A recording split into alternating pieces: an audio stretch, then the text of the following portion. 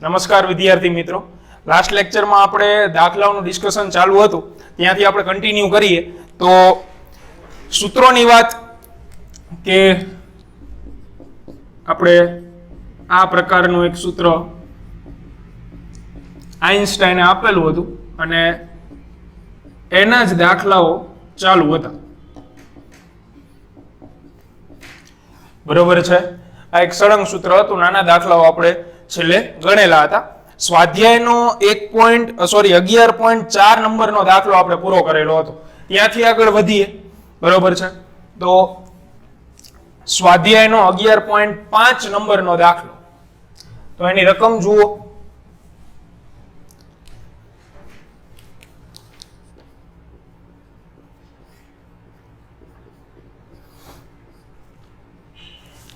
તો રકમમાં આપેલું છે કે પૃથ્વીની સપાટી ઉપર આવતા સૂર્યપ્રકાશની ઉર્જાનું ફ્લક્સ 1.388 10³ વોટ પ્રતિ મીટર સ્ક્વેર જેટલું છે ફ્લક્સ.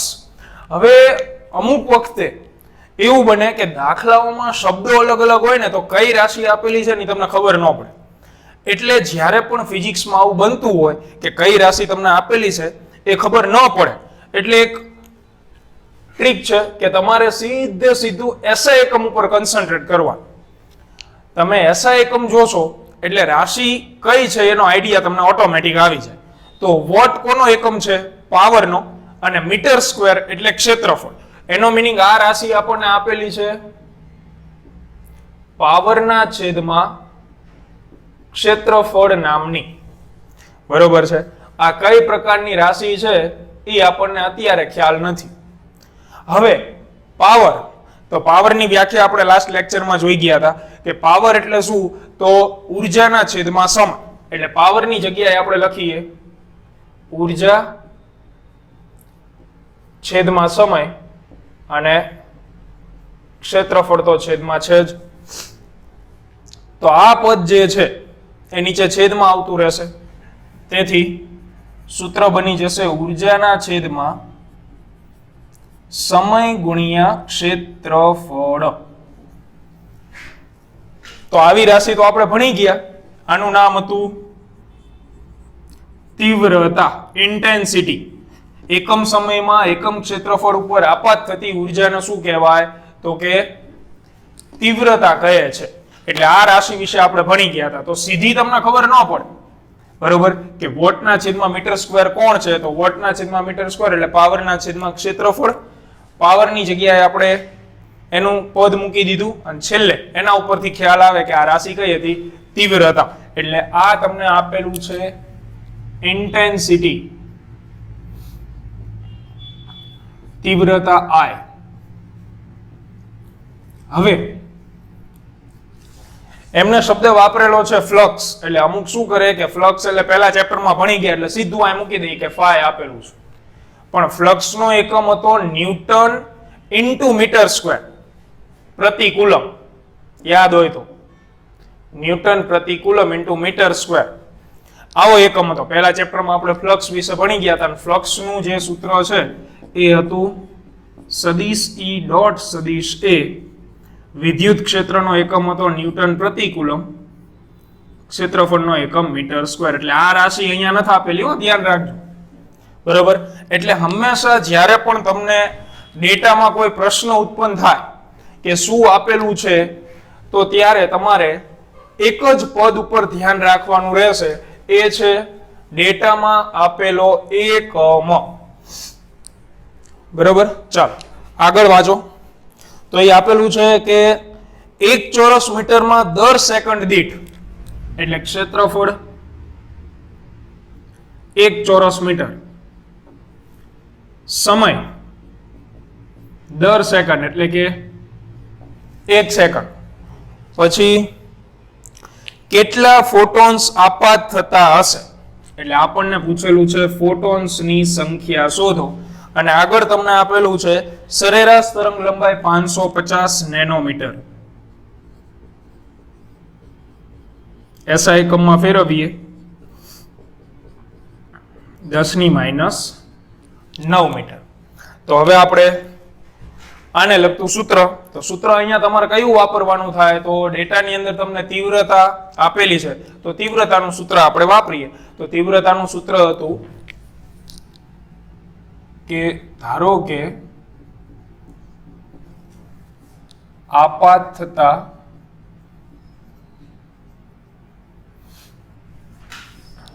ફોટોન્સની સંખ્યા અથવા ફોટોન્સ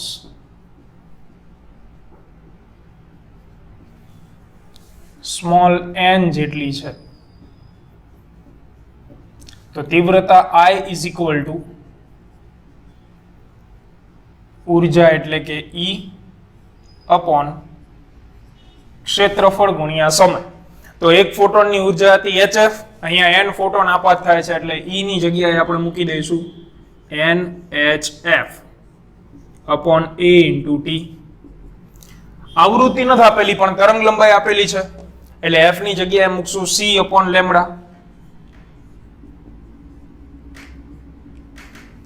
એટલે કે nhc by lambda a into t. આમાંથી આપણે ફાઇન્ડ આઉટ કરવાનું છે ફોટોનની સંખ્યા n. તો n ના સૂત્રનો કરતા બનાવીએ તો n is equal two I into lambda into a into t upon hc. તો આમાં તમે માત્ર કિંમતો મૂકશો બધી એટલે જવાબ આવી જશે. બરોબર છે. h ની કિંમત તમને યાદ હોવી જોઈએ 6.625 10⁻34, જ્યારે પ્રકાશનો વેગ શૂન્યાવકાશમાં 3 ગુણ્યા 10⁸ ઘાત. તો આમાં તમે કિંમત મૂકશો એટલે આન્સર મળશે તમને. બરોબર છે. તો છેલ્લે જવાબ આનો કંઈક આવે છે 3.838 10⁻21 ઘાત.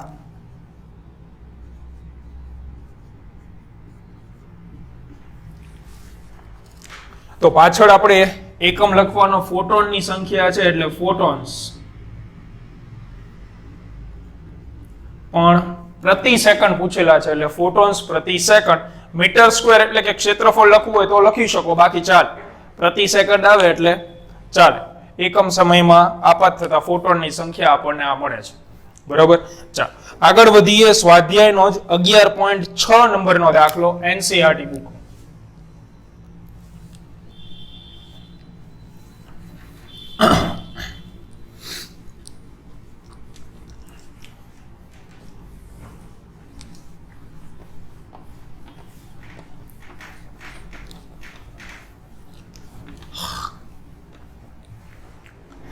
હવે એના પછીના દાખલાની રકમ જુઓ. ફોટોઇલેક્ટ્રિક અસરના એક પ્રયોગમાં કટ ઓફ વોલ્ટેજ વિરુદ્ધ આપાત પ્રકાશની આવૃત્તિનો ઢાળ 4.12 10⁻15. ઢાળને આપણે m સંજ્ઞા વડે દર્શાવીએ છીએ 4.12 10⁻15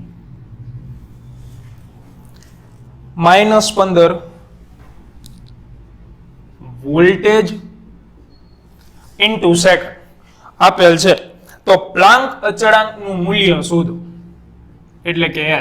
હવે આનો જવાબ દરેક વિદ્યાર્થીને ખબર જ હોય કારણ કે પ્લાન્ક અચળાંકનું મૂલ્ય આપણે યાદ રાખવાનું કીધું છે 6.625 10⁻34 ઘાત. બરોબર છે. પણ અહીંયા આપણે ગાણિતિક રીતે આનો જવાબ લાવવાનો છે. જવાબ તમને ખ્યાલ છે પણ 2 માર્કમાં જો દાખલો પૂછાઈ જાય તો આનો આન્સર સીધો તમે લખી ન શકો, તમારે એને મેળવવો પડે.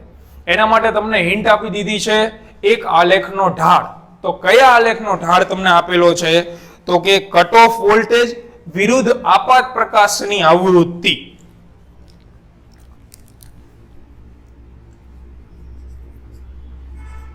કટ ઓફ વોલ્ટેજ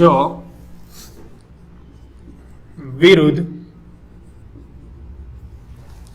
આપાત પ્રકાશની આવૃત્તિ. તો કટ ઓફ વોલ્ટેજ એટલે મેં અગાઉ પણ કીધેલું હતું કે કટ ઓફ વોલ્ટેજ એટલે સ્ટોપિંગ પોટેન્શિયલ. આખા ચેપ્ટરમાં વોલ્ટેજ વાળું પદ એક જ છે, સ્ટોપિંગ પોટેન્શિયલ.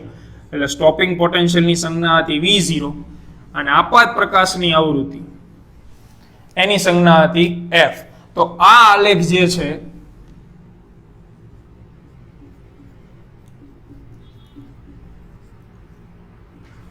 એનો ઢાળ તમને આપેલો છે, બરોબર. તો હવે એના ઢાળનું તમારે પદ મેળવવા જવું પડે. આનો ઢાળ આપેલ છે. હવે તમને જો થિયરી લેક્ચર્સ યાદ હોય તો તમે સીધું પણ મૂકી શકો, કારણ કે આ મોસ્ટ આઈએમપી પ્રશ્ન હતો. જ્યારે આપણે ભણાવેલું હતું થિયરી લેક્ચર્સમાં ત્યારે આને ટીક કરીને મેં કીધેલું હતું કે આ જે છે એ રિપીટેડલી પૂછાતો પ્રશ્ન છે કે V0 વિરુદ્ધ F નો ઢાળ કેટલો મળે, અથવા તો F વિરુદ્ધ V0 નો ઢાળ કેટલો મળે, બરોબર છે. અને યાદ ન હોય બાય ચાન્સ તો ફરીથી એકવાર આપણે મેળવી લઈએ. તો આઇન્સ્ટાઈનનું સૂત્ર કે જે સ્ટોપિંગ પોટેન્શિયલ અને આપાત પ્રકાશની આવૃત્તિ વચ્ચે સંબંધ ધરાવતું હોય એવું, આઇન્સ્ટાઈનના સૂત્ર મુજબ, તો એનું સૂત્ર આપણી જોડે હતું EV0 equal to HF minus phi0.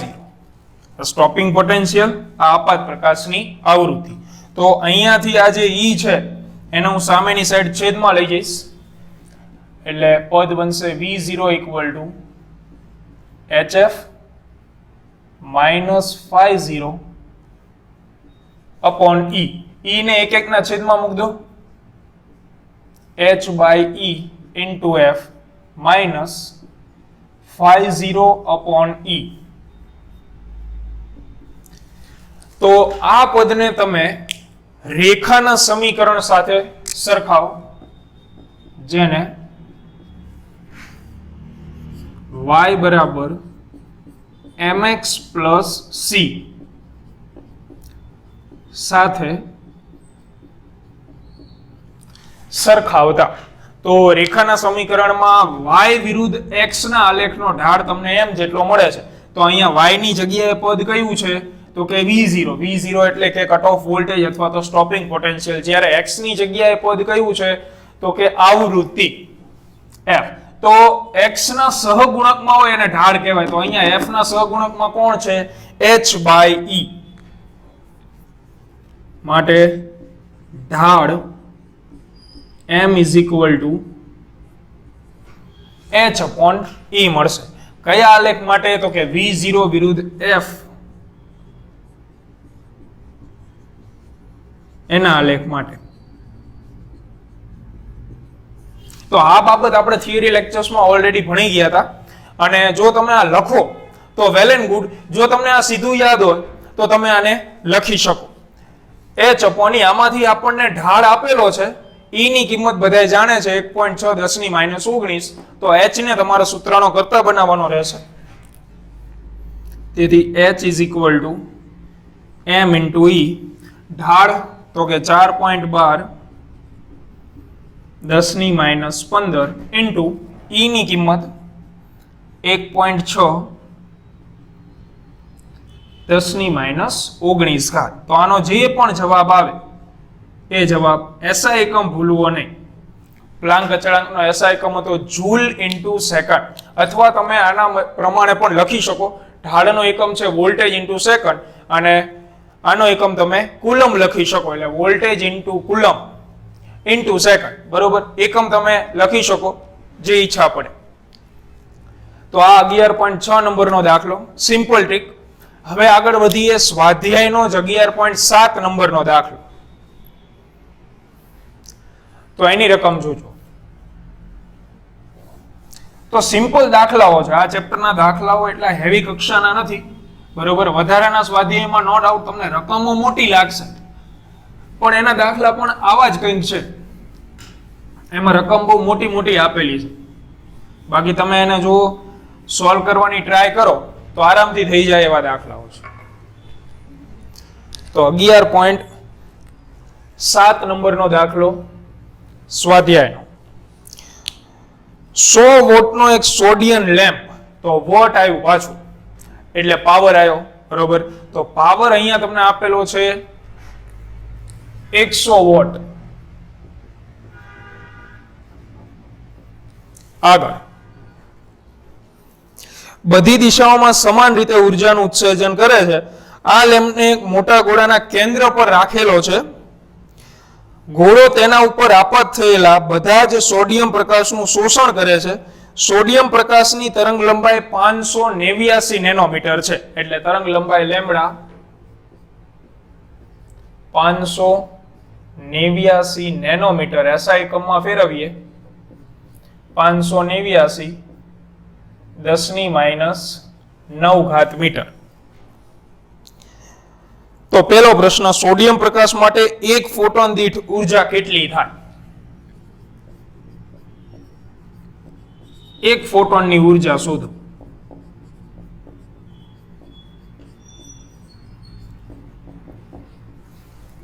તો ફોટોન એટલે યાદ હોવું જોઈએ તમને કે પ્રકાશ જે છે, વિકિરણ જે છે, એ અસતત ઉર્જાના પડીકા સ્વરૂપે બનેલો હોય. એમાં નાનામાં નાનું જે પડીકું હોય, પડીકો ધેટ મીન્સ જથ્થો, એ નાનામાં નાનો જે જથ્થો હોય એને કહેવાય ફોટોન. અને એક ફોટોનની જે ઉર્જા છે એ આપણે લખીએ છીએ HF.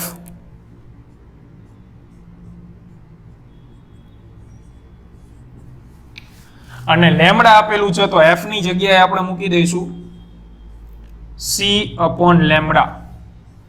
F is equal to C/લેમ્બડા.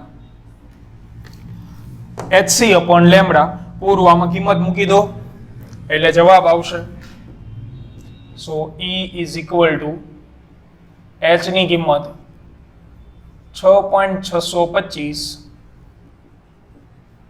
10⁻34 પ્રકાશનો વેગ 3 × 10⁸ અને તરંગ લંબાઈ લેમ્બડા. તો લેમ્બડાની કિંમત છે 589 10⁻9. તેથી છેલ્લે આન્સર તમને આનો જૂલમાં મળી જશે. અને આન્સર કંઈક આવે છે 3.37 × 10⁻19.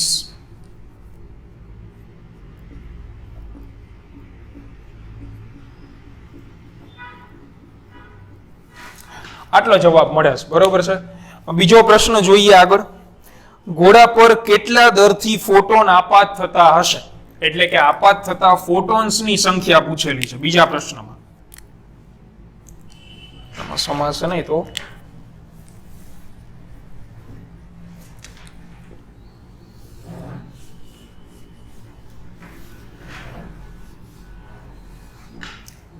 પ્રતિ સેકન્ડ પૂછેલું છે તમને. કેટલા દરથી કીધું એટલે પ્રતિ સેકન્ડ જ લઈ લેવાનું હોય.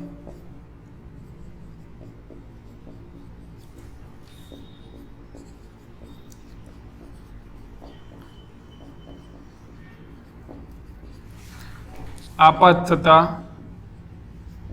ફોટોન્સની સંખ્યા. તો સેમ થિંગ, ધારો કે એક સેકન્ડમાં n ફોટોન આપાત થાય છે. ધારો કે પ્રતિ સેકન્ડે આપાત થતા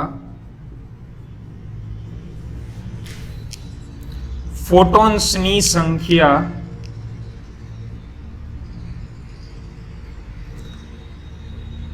સ્મોલ n જેટલી છે. તો આપણે વળી પાછું પાવરનું સૂત્ર વાપરવાનું છે.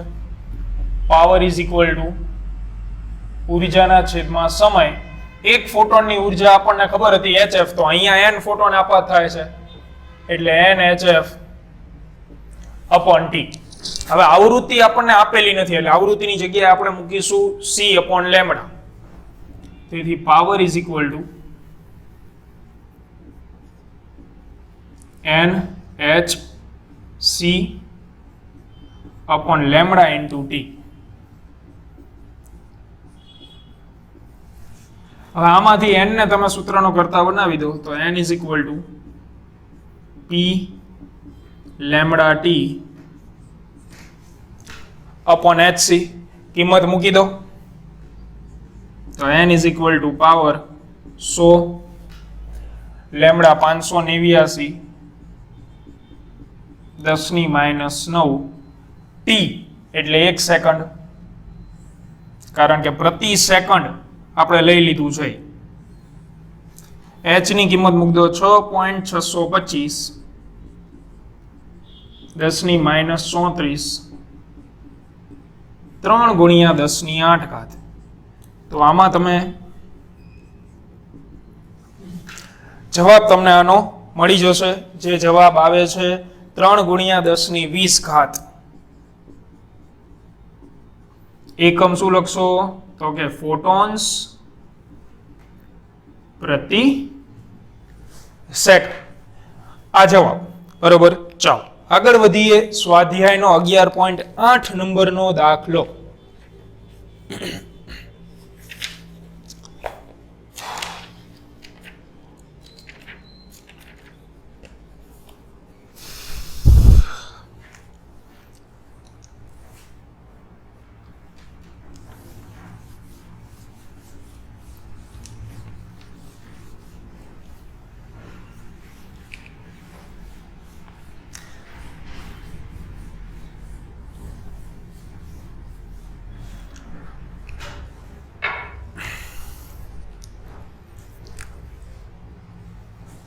જો રકમમાં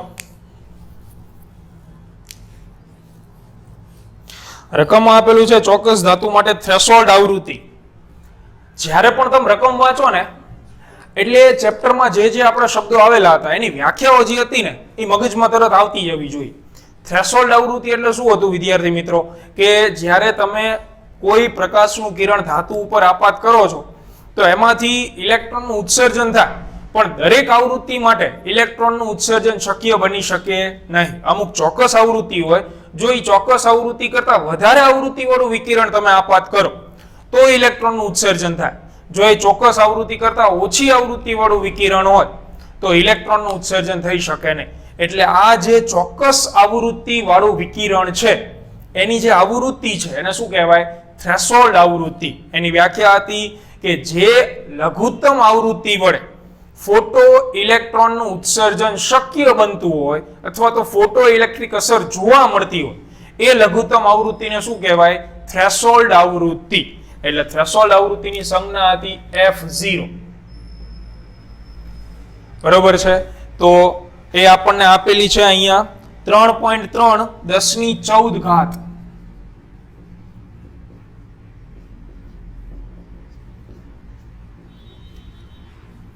આગળ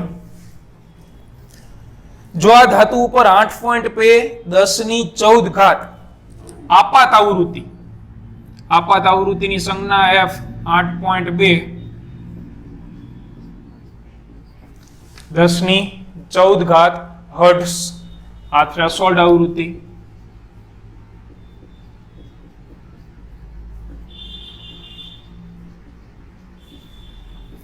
આ આપાત પ્રકાશની આવૃત્તિ.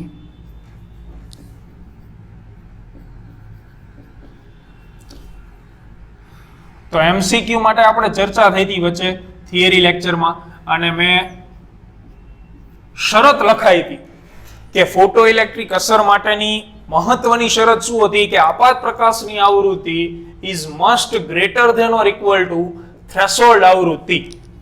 આપાત પ્રકાશની આવૃત્તિનું મૂલ્ય થ્રેશોલ્ડ આવૃત્તિ કરતા વધારે હોય તો જ ઇલેક્ટ્રોનનું ઉત્સર્જન શક્ય બને. એટલે અહીંયા તમે જોઈ શકો છો, જો આપાત પ્રકાશની આવૃત્તિ થ્રેશોલ્ડ આવૃત્તિ કરતા કેવી છે? મોટી. ઘાતાંક તો બંનેની સરખી જ છે એટલે 8.8 મોટું છે. એટલા માટે તમને ફોટો ઇલેક્ટ્રિક અસર જોવા ડેફિનેટલી મળશે. આગળ તો કટ ઓફ વોલ્ટેજનું મૂલ્ય શોધો. Cut off voltage.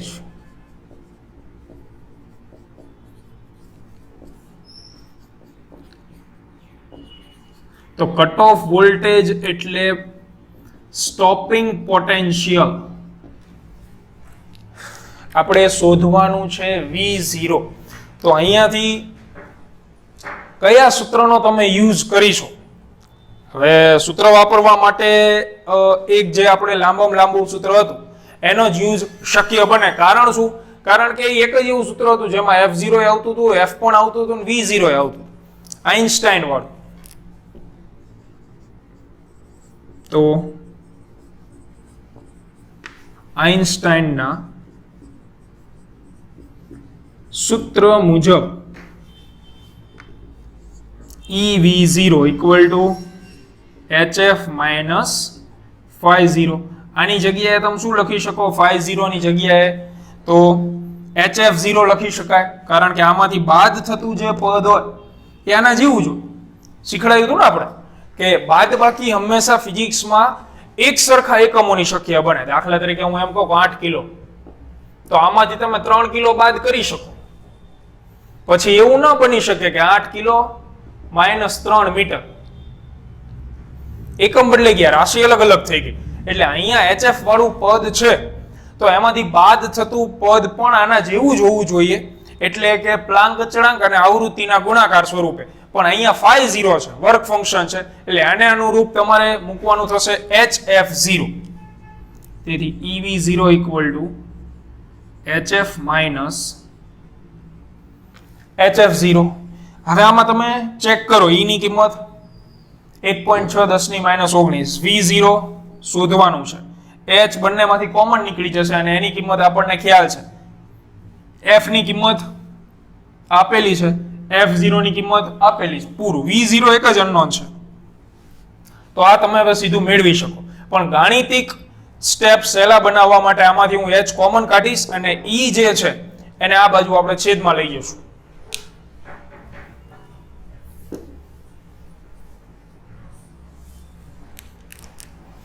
તેથી V0 બરાબર H by E F minus F0. H common કાઢી નાખ્યું અને E જે છે એ આ બાજુ છેદમાં જતો રહ્યો. હવે તમે કિંમતો મૂકો.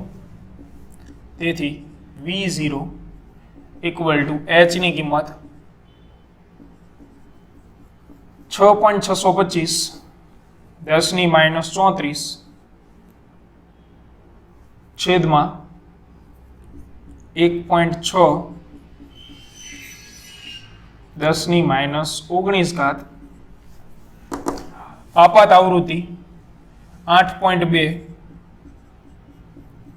10 ની 14 ઘાત માઇનસ 3.3 10 ની 14 ઘાત. તો આમાંથી તમે 10 ની 14 ઘાત જે છે એ કોમન કાઢી લો, બરોબર. એટલે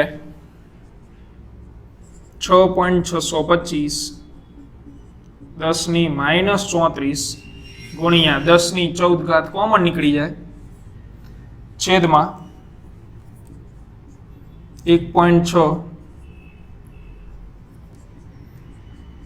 10 ની માઇનસ 19 ઘાત 8.2 માઇનસ 3.3. તો આનો છેલ્લો તમને જવાબ મળશે 2.028 વોલ્ટ.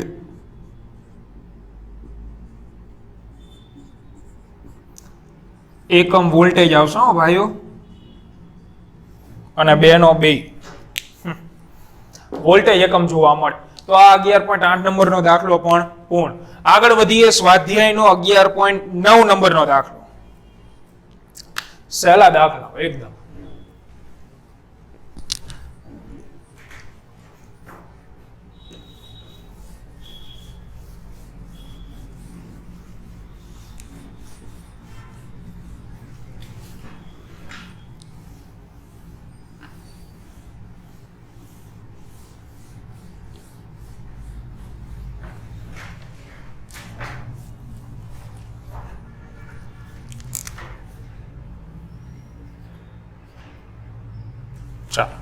જો રકમ એક ધાતુનું કાર્ય વિધેય that means work function phi 0 જે આપણને આપેલું છે 4.2 ઇલેક્ટ્રોન વોલ્ટ. યાદ રાખજો કે વર્ક ફંક્શન એટલે એક પ્રકારની ઉર્જા કે જે લઘુત્તમ ઉર્જા વડે ઇલેક્ટ્રોનનું ઉત્સર્જન ધાતુમાંથી શક્ય બને. હવે ઉર્જાનો SI એકમ જે છે એ જૂલ છે. તમે જ્યારે પણ વર્ક ફંક્શનની વાત કરશો ને તો એ તમને જનરલી ઇલેક્ટ્રોન વોલ્ટમાં આપેલું હશે. પછી તમને આવૃત્તિ હર્ટ્ઝમાં આપેલી હોય ને વર્ક ફંક્શન તમે ઇલેક્ટ્રોન વોલ્ટમાં રાખો તો આન્સર ન આવે. તમારે ફરજિયાત SI એકમમાં આને ફેરવવું પડે. એટલે ઉર્જાના સ્વરૂપમાં તમે વાત કરો તો ઉર્જાનો SI એકમ છે જૂલ, એમાં આપણે ફેરવવું પડે. એટલે આને આપણે જૂલમાં ફેરવશું આગળ હમણાં. એના પછી 330 નેનોમીટર તરંગ લંબાઈ એટલે તરંગ લંબાઈ લેમ્ડા 330 નેનોમીટર, આને આપણે જૂલમાં ફેરવી જ નાખીએ 4.2 ગુણ્યા 1.6 10⁻⁻19 જૂલ, અને લેમ્ડા 330 નેનોમીટર, તો 330 ગુણ્યા 10⁻⁹ મીટર. તો તમને પૂછેલું છે એ મુજબ કે ફોટો ઇલેક્ટ્રિક ઉત્સર્જન કરશે કે નહીં. 4.2 ગુણ્યા 1.6 એટલે 6.72 10⁻⁹ જૂલ. પ્રશ્ન આવો છે કે ફોટો ઇલેક્ટ્રોનનું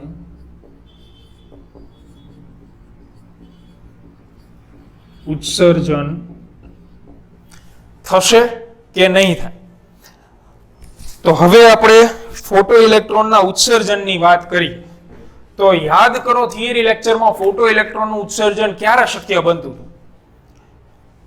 બે શક્યતા કે જો તમારા આપાત પ્રકાશની આવૃત્તિ થ્રેશોલ્ડ આવૃત્તિ જેટલી અથવા એના કરતા મોટી હોય.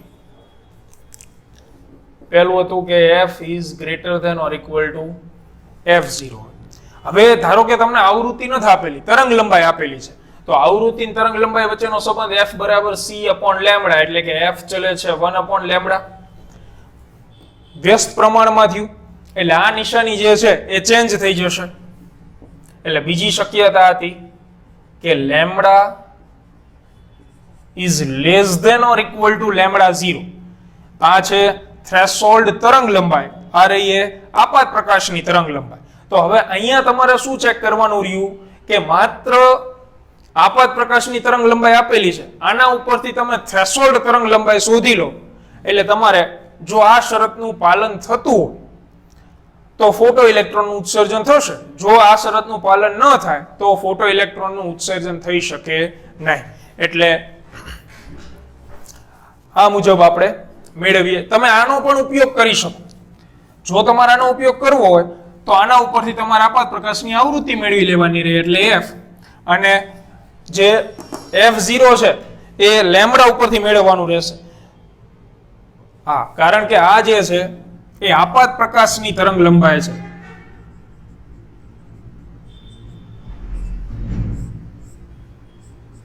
એટલે લેમ્બડા ઉપરથી તમને f મળી જાય અને φ0 ઉપરથી તમને શું મળી જશે? f0. જે રીતે તમારે મેળવવું હોય એ રીતે, બરોબર? બંને રીત શક્ય બને, આ બંને. પણ આમાં ધ્યાન રાખજો કે જ્યારે આવૃત્તિ હોય ત્યારે નિશાની આ આવે અને તરંગ લંબાઈ હોય ત્યારે નિશાની ચેન્જ થઈ જશે, બરોબર? તો આપણે પહેલી શરતનો ઉપયોગ કરી કે ફોટો ઇલેક્ટ્રોનના ઉત્સર્જન માટે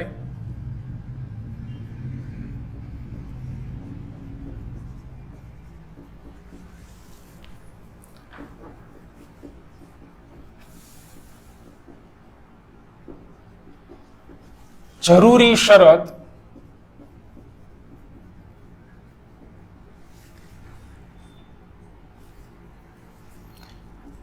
એ આવી કંઈક હતી કે આપાત પ્રકાશની આવૃત્તિ એટલે કે f is greater than or equal to threshold આવૃત્તિ એટલે કે f0. આ શરતનું પાલન થવું જોઈએ. તો હવે આપણે ચેક કરીએ કે આ શરત પડાય છે કે કેમ. તો આને સમીકરણ નંબર 1 આપી દઈએ. હવે આપણી રકમમાં આપાત તરંગ લંબાઈ છે, આવૃત્તિ નથી, તો પહેલા આપાત આવૃત્તિ શોધીએ. તો આપાત આવૃત્તિ f બરાબર c બાય લેમ્બડા. તેથી f is equal to c ની જગ્યાએ 3 ગુણ્યા 10⁸. આપાત તરંગ લંબાઈ છે 330 10⁻⁹. જો આને આપણે ફેરવીએ તો 3 ગુણ્યા 10 ની 8 ભાગ્યા 3.3. અહીંયા પોઈન્ટ પછી બે આંકડા હતા, આ સાઈડ લઈ લો એટલે 10 ની થઈ જશે -7. તો 3 ભાગ્યા 3.3 કરીએ, 3 ભાગ્યા 3.3 0.90. તો f ઇઝ ઇક્વલ ટુ 0.90. 10 ની 7 ઘાત ઉપર જશે એટલે 15 ઘાત, એટલે એપ્રોક્સિમેટલી 9 ગુણ્યા 10 ની 14 ઘાત જવાબ મળે છે આપણને. 9 ગુણ્યા 10 ની 14 ઘાત હર્ટ્ઝ. તો આ તમને મળે છે આપાત પ્રકાશની આવૃત્તિ. હવે આપણે મેળવીશું થ્રેશોલ્ડ આવૃત્તિ. તો થ્રેશોલ્ડ આવૃત્તિ માટે આપણે ઉપયોગ કરવાનો થશે વર્ક ફંક્શનનો. તો વર્ક ફંક્શન ઉપરથી તમને થ્રેશોલ્ડ આવૃત્તિ મળી જશે. તો એ શોધીએ.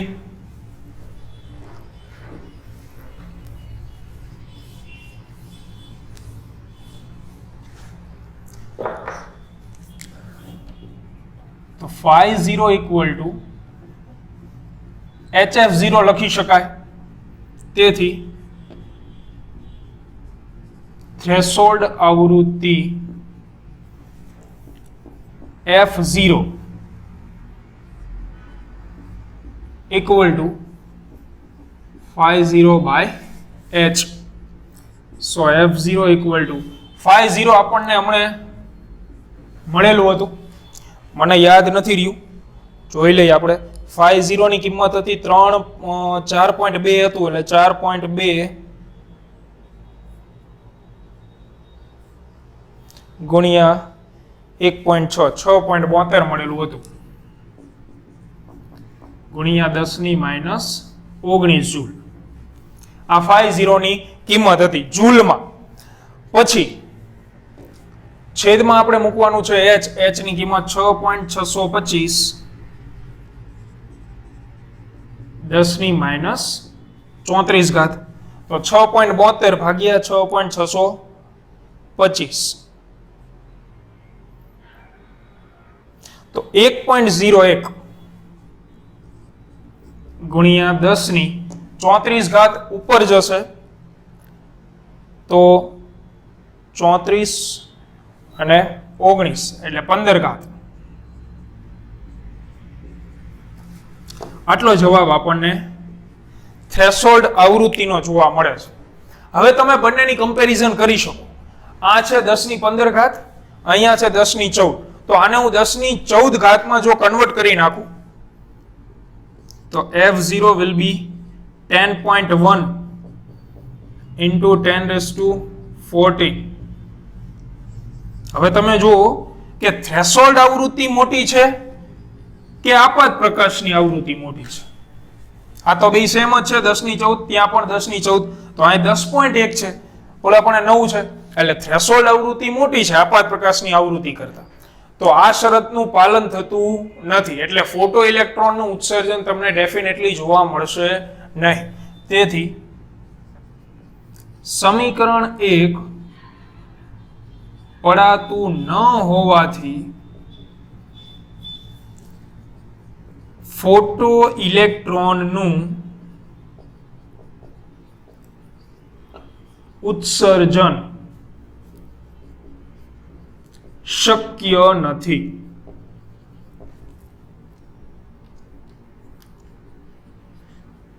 બરોબર છે. તો આ જ દાખલો તમારે હવે ટ્રાય કરવાનો છે બીજી શરત મુજબ. આ શરત તો છે, આ રીતે તો જવાબ મળે જ છે આપણને, પણ તમારે બીજી શરત જે મેં હમણાં કીધી હતી કે lambda less than or equal to lambda 0, આ શરત મુજબ ટ્રાય કરી જુઓ.